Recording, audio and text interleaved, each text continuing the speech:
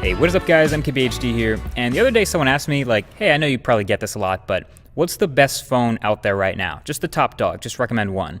And I just said Galaxy S7. You know, I usually have a top phone that I can just recommend to everyone.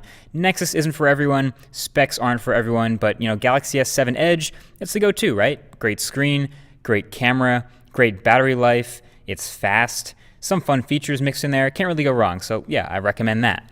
But now Galaxy Note 7 has just been announced, and it's coming out on August 19th, and as we expected, Note 7 is not super different from the Galaxy S7 Edge we already have. In fact, you could probably call it like a Galaxy S7 Edge Plus. And from the first impression, this is everything that was already great about the Galaxy S7, and then even better, so that's a good thing. Now, first of all, just to get it out the way, what happened to the Note 6? I don't really know, but with the Edge, this is technically the 7th Note, plus it just kind of lines up better with the Galaxy S7. So this phone takes all that's great about the Galaxy S7 Edge and adds all that's great about the Note series. So from the S7 Edge, you have your great specs. You have the Snapdragon 820, 4 gigabytes of RAM, you know, no 6 gigabytes, but whatever. You basically have your gold standard here at this point. And you get your dual edge display, but adjusted a bit. Basically, they moved the apex of the curve a little bit closer to the edges, so there's more flat glass at the front and just a small curve on the sides. But that subtle curve really pushes the side bezel to almost nothing, as you can see. Like, this is something we were dreaming about 5 years ago. And now we have this basically nearly bezel-less phone on the sides. And they curve the glass on the back this same way too. So the phone is symmetrical in shape in the hand and it feels really good. Plus it's all these premium materials still as well, the glass with the metal rails. All somewhere a little bit smaller than the last Note, but also a little bit bigger than the S7 Edge. But yeah, overall very familiar.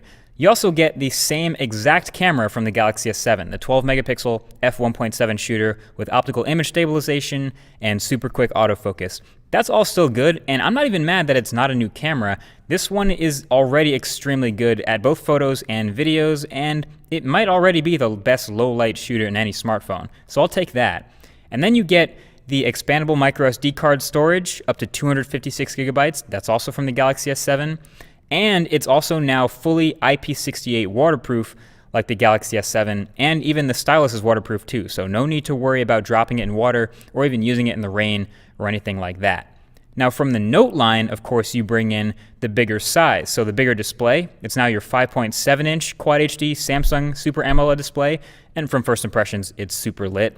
And you get the larger battery as well. It's a 3,500 milliamp hour battery in this bigger phone. And then it wouldn't be a Note without all the added S Pen features. So of course the S Pen is improved again this year. Like I said, it's also waterproof, and now it's even more sensitive and has a couple new features. My favorite, just from the time I played around with it, is the GIF capture, which literally just lets you screen capture any portion of your screen quickly and save it immediately as a GIF. GIF. It's super convenient, and it might be the most underrated feature that nobody's talking about. I haven't always been a big stylus guy, honestly. I usually try to give it a chance at first, but then gradually use it less and less. But when they add convenience features like this, it makes me want to give it another shot. Also, I almost tried to stick the S Pen in reverse just to see if it would get stuck again, but no, I'm going to let someone else try that.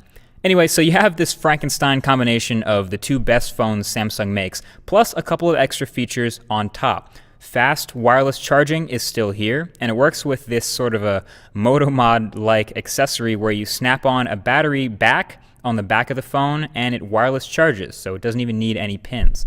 Another thing is they finally switched over to USB Type-C. So this is the first USB-C phone Samsung has ever made. Still has fast charging. It might be a sign of them starting to shift over all their flagships to USB-C in the future. And they even tossed in iris scanning as a security feature. Now, believe me, I was definitely skeptical about this, like when they said it on stage, but they let us try it, and it seemed pretty damn cool. So you hold your phone up about a foot from your face, maybe a little less, and you just look at the phone to unlock it. It takes a couple seconds to set up, and then it seemed like each unlock got a little bit quicker one after the next, like it was learning my eyes better. and after a while it was unlocking almost as fast as the already really good fingerprint sensor. So it can seem like a gimmick at first, but it's good to know at least it's a good gimmick. It's not a crappy trash feature. It actually works pretty well. They have an entirely separate IR sensor on the front of the phone for this, so it's not using the front-facing camera. And since it's infrared, it can work at night, it can work through sunglasses, and apparently it can't be tricked with a picture of you. Apparently. I'm definitely going to try that though. So overall, the Galaxy Note 7 looks like it has a lot going for it.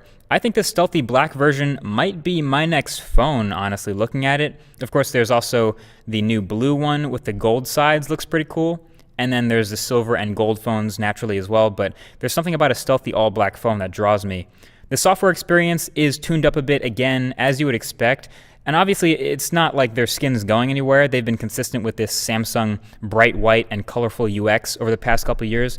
But it's, it's better than it used to be. I don't know, I guess I'm a fan so far from the first impression. So definitely stay tuned for the full review so we can figure out if this guy is worth the premium price tag it's going to be going for. So make sure you subscribe to see that if you haven't already. And that's basically been it. That's the first impression. Thanks for watching, guys, and I'll catch you in the next one. Peace.